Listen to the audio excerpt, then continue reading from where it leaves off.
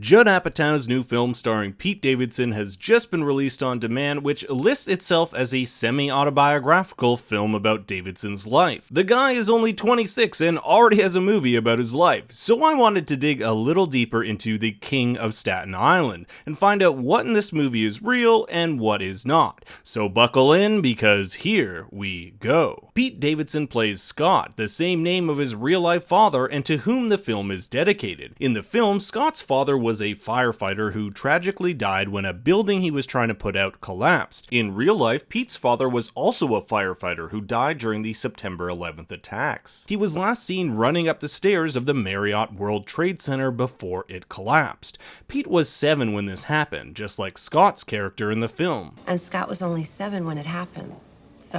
Oh, it's tough. Pete has also used tattoos to remember his father, and tattoos play an important role in the film, with his character even wanting to open a tattoo parlor restaurant. Website bodyartguru.com has a great article outlining the meaning of all of his tattoos, which I'll leave in the description below, including an ID card of his father's initials, SMD, his father's fireman's hat, and the number 11, which some have speculated stands for the date his father died. There's even a scene where all the firefighters sing the Wallflowers' One Headlight, which Pete says was one of his father's favorite songs. Another interesting addition to the cast with real-life connections was the addition of Steve Buscemi as a firefighter. Many of you may not know that Buscemi was an actual New York City firefighter from 1980 to 1984, and during the September 11th attacks, he volunteered at his old engine company digging through the rubble looking for missing firefighters. Pete's father's death resulted in him lashing out at school, and he even considered suicide in his youth, something that is briefly touched upon in the opening scene of the film,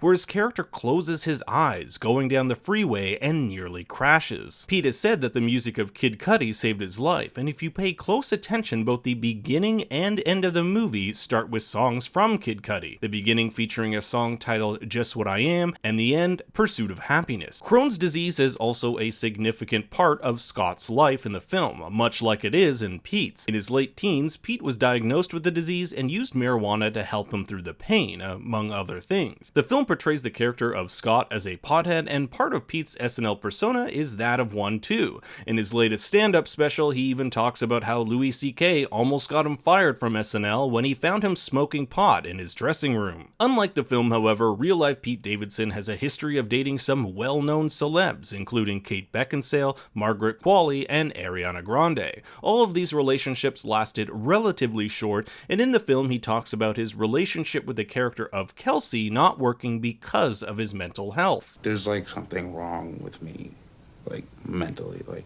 In 2017, Pete was diagnosed with borderline personality disorder, a disorder which, according to the Mayo Clinic, can include patterns of unstable, intense relationships. The film also highlights the relationship between Scott and his mother Margie, played by Marissa Tomei. Both his movie and real-life mom, in real life she's called Amy, are nurses, and Pete has said he's felt guilty about his mom not dating much because she was focused on raising the kids. And yes, Pete also has a real-life sister, but unlike her being called Claire, her real-life name is Casey. Fun fact, Claire is played by Judd Apatow, director Judd Apatow's daughter. In preparation for writing the script, Judd Apatow spent a lot of time interviewing Pete's family and friends. In fact, Pete's actual grandpa has a brief cameo in the film. Although the character of Scott in the film is portrayed as a lazy and lost millennial, real-life Pete was motivated and hardworking. Pete started comedy at the age of 15 and was quite ambitious, eventually getting a small role in Apatow's Trainwreck, where Bill Hader referred him to Lorne Michaels to audition for Saturday Night Live. The film is also riddled with personal friends of Davidson's, like Ricky Velez, who plays Oscar,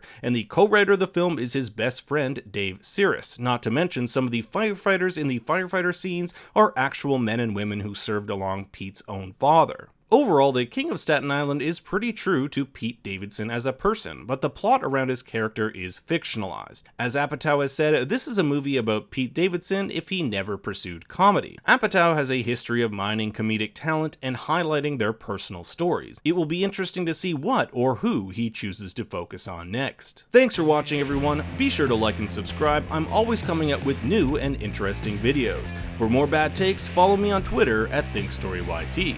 Until next time, remember, Daddy loves you very much.